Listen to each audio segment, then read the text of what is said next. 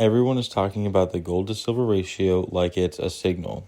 Like when the GSR hits a specific number, that's when you should make a trade. But most aren't sure what that actually looks like. Good morning, it's today again. Welcome back to Joseph's Reserves. I'm Joseph, and I store 20% of my income in the form of rare coins and precious metals. Today, I'm going to walk you through what the premiums of a gold to silver ratio trade actually look like.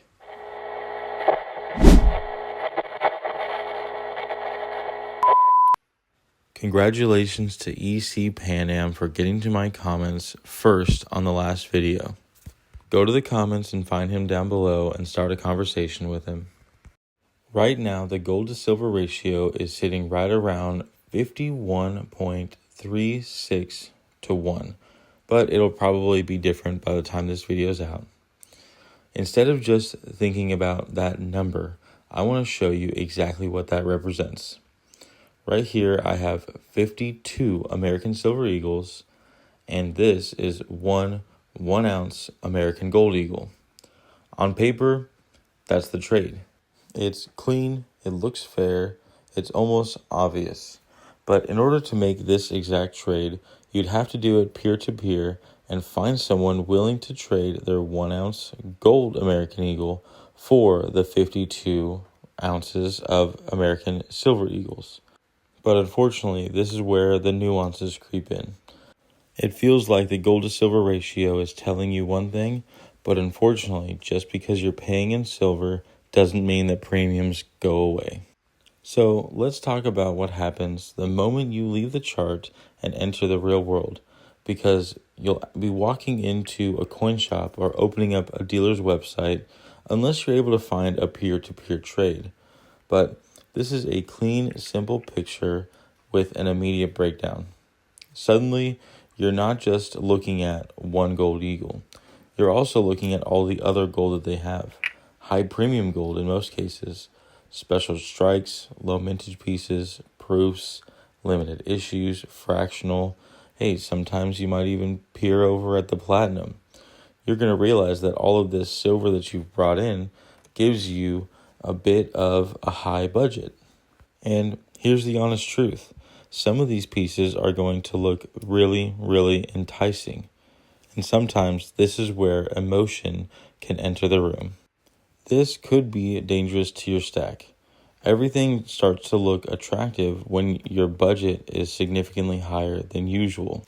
Your focus might start to fade away. And once your focus disappears, your stack stops being a strategy and starts becoming a collection of impulses. This is why in moments like this, with high prices, high volatility, and lots of premium products with a stronger budget than you typically have, that is the wrong time to expand your scope. It's the right time to narrow it. This is where you stop and ask yourself, what am I actually trying to build? Not what looks interesting today or what feels exciting in the moment. What do I want my stack to look like years from now? Because remember, you're still trading your hard-earned money for the gold. You're still trading what you worked very hard for to move into another product. I mean, yes, you're trading the silver for gold instead of US dollars for gold, but it shouldn't be any different. This is still going to be gold that you're going to have for years wondering if you made the right decision. Of course, if your plan is to go into higher premium gold products, then of course, by all means, do it.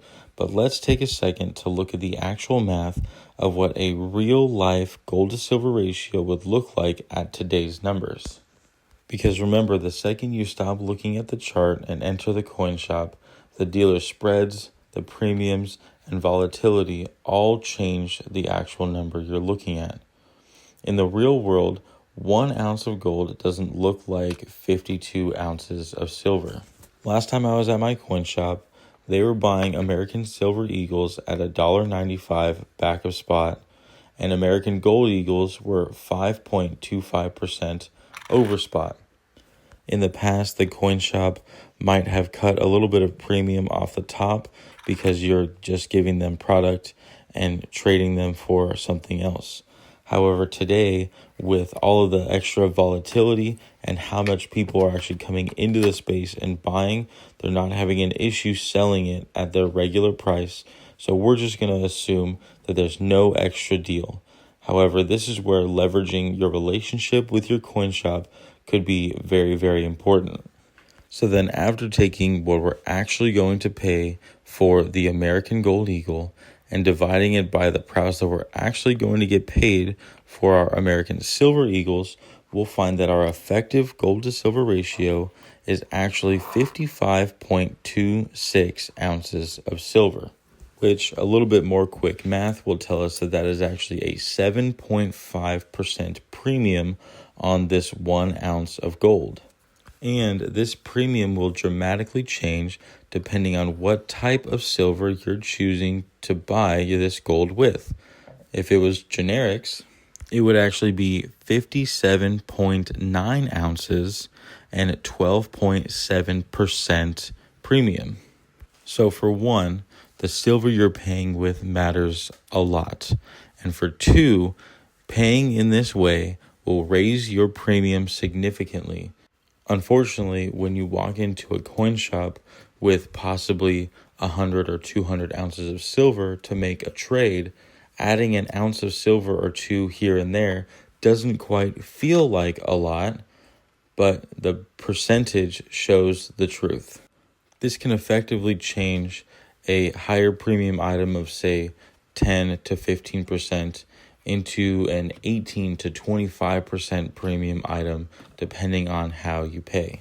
So while all of these items look very enticing and would be amazing to own in most cases, consider your overall plan. Consider what you were actually planning on doing before you found out that now would be a great time to trade silver into gold. I'm not trying to discourage you from making a trade on the gold to silver ratio.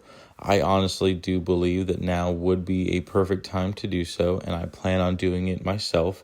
I just want you to walk into the situation knowing that you're not going to be able to make a trade at the exact gold to silver ratio, and it would actually raise your premium quite a lot. Now, if your dollar cost average for all of this silver is actually closer to $30 per ounce, and you'd effectively be buying this ounce of gold at $1,600, then that might be a little bit of a different conversation. Me personally, I plan on balancing a portfolio. I took into account which metal I'm mostly bullish on and what type of risk tolerance I'm willing to handle, and use that to shape how much of a percentage of my portfolio I want into gold, silver, and platinum. Once a metal runs up to bring me outside of these percentage ranges, I sell a little bit of that off the top to go into the other metals. Right now, my portfolio is looking like 33.2% gold, 61.5% silver, and 5.3% platinum, which is signaling a large sale from silver into gold. So keep in tune and you'll see what I end up trading for. If you like this video, make sure to give it a thumbs up. Go down in the comments for any comments or questions you might have. Make sure you go ahead and like other comments, comment on other comments, share the video if you know anyone that might be interested, and definitely consider subscribing. But most of all, thank you so much for watching, and just remember, every ounce adds up, so no matter how small, just keep stacking.